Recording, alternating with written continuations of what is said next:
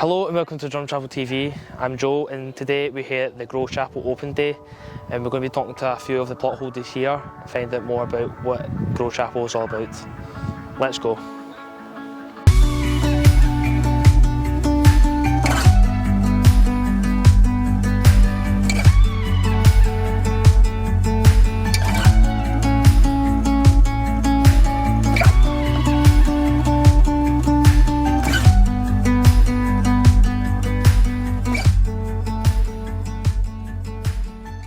I'm here with Patricia, our local councillor. So Patricia, do you know any history about this area?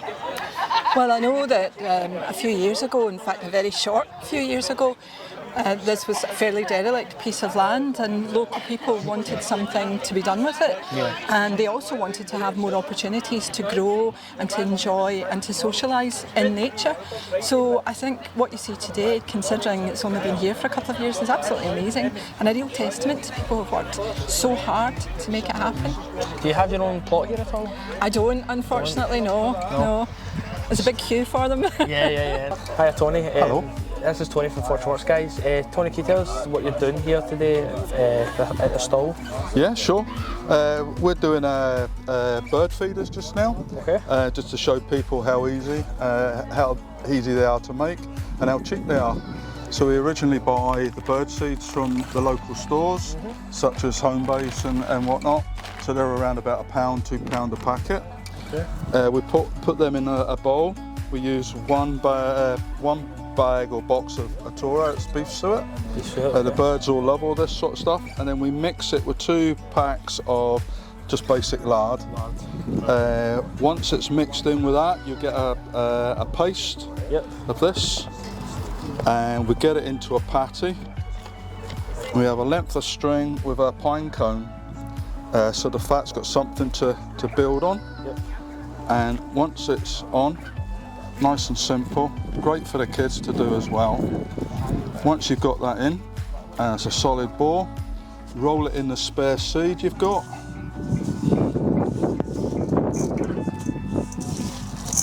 And you've got a bird feeder. That's cracking. Nice and cheap. So I question, what, £3-4 to make? Pardon? So that's about £3-4 to make? Yeah. It's really good. And I'm not sure how much they cost in shops. Remember, these are quite big. Yeah. So they're twice the size that you would get in a local shop. Definitely money. But it's less than 50p each to make. Yeah. The beauty of it is once they're eaten, you're left with that. So you don't have to repurchase this. All you've got to do is buy the ingredients again, and away you go. So it's nice and cheap. That's cracking. That's cracking. Thank you very much, Tony. You're very welcome. Nice to meet you. يا السلام عليكم. اسمي عمر بلبيد. أنا أعيش في جلاسكو منذ عام 2019. تقدمت للحصول على قطعة أرض زراعية في مشتل جلاسكو GROWchapel. ولله الحمد حصلت عليها. كان هدفي من قطعة الأرض للزراعة. أتمنى يكون لدي أرض زراعية لأعملها حديقة خاصة لزراعة بعض المنتجات الغذائية الزراعية. Okay. Hello, my name is Aslam and his name is Omar, and we have a plot in the GROWchapel community and stuff. We dreamed of having a plot to plant stuff and stuff like that. And that's what we got. Thankful. So what does it mean to use to get this plot and eventually be able to have your own bit of land and grow crops, etc.? إيش يعني لك إنه معك المكان هذا وكذا إيش بتبني؟ هذه أمنيتي في الحياة أن يكون لدي حديقة خاصة تمثل أرض زراعية أزرع فيها الذي كنت أتمنى أن أزرع فيها من منتجات غذائية. كذلك لي هواية تربية خليات النحل، فهذا الهدف الأساسي من الأرض الزراعية هذه أو الحديقة الخاصة. So it was a dream for us to have a plot to plant stuff like vegetables, fruits, and that all stuff. And also, it's the main thing that we want to do is to grow a beehive near us, because most of my family likes honey. So just to grow a beehive, that's going to be a goal for now. I'm here with Elizabeth and Betty from Plot 25, ladies. So what are you doing here today at this stall? So when they come up to us, we give them a pot, small pot, and we give them some soil into the pot, and then we put the seed in, and then you put some more soil just to cover the seed, and water. Then water, and then they take it with them. So it gives them a bit of responsibility. Yes, they need to For them look after it. to do it Oh, nice, themselves. that's cool. I Yeah. love that. Is there anything else you do apart from just the pots? So we're doing glitter tattoos. Oh, nice. So this is my daughter. She's doing the glitter tattoos. We just love coming down, and it's more social than anything else. But while you're there, you're growing produce that you can take home and use when you get home. Nice. And it's very social. Everybody loves each other, and you get wee hints and tips from other plot holders. So you're not all just doing it yourself. Plot holders are helping you. So I'm here now with local councillor Paul Carey. So Paul, you were involved in getting this whole thing started up. Can you tell us a little about it, please? Aye, a number of years ago, the idea came from the police and myself, and we walked through here, and it's a muddy field. And I never couldn't imagine how it's turned out. It's been amazing. Matter of fact, it's one of the best allotments in Glasgow, if not the west of Scotland. And I'm looking forward to phase 2 starting. So can you tell us what phase 2 is? Phase 2 is the old football pitches, which has not been used in a number of years now. They've been lying there. I think we're very keen to make that as part of the allotment. Maybe, for example, polytunnels getting in it, so people can own their own polytunnels and grow their own food, etc. So how does it feel to be here today after seeing its improvement and how it's all came together? It's amazing. I mean, I just every time I come here, I just cannot believe it. It just seems to get better and better. And particularly in the last year, where we've looked for a lot of support for it, and we gave a lot of support. Myself and my colleague Billy Tristan Ferguson we're fully 100% behind us, and we will continue to support this and hopefully get phase 2 done in the near future, hopefully. Perfect, thank you very much. Hello, can you tell us about the events that the kids can do here at the GROWchapel today? Yeah, so over there's pizza making with handmade, I think. And then over there's glitter tattoos, any normal tattoos, and nail painting. Cool. And then back there's a rock painting bit where you can paint rocks to put into a fairy garden, rocks and seashells, and there's cakes there too. Cool. Yeah. Thank you very much. So I'm here with Michelle at our own plot. So Michelle, can you tell me your own personal experience with this plot? Well, I found out about this plot through GROWchapel Life.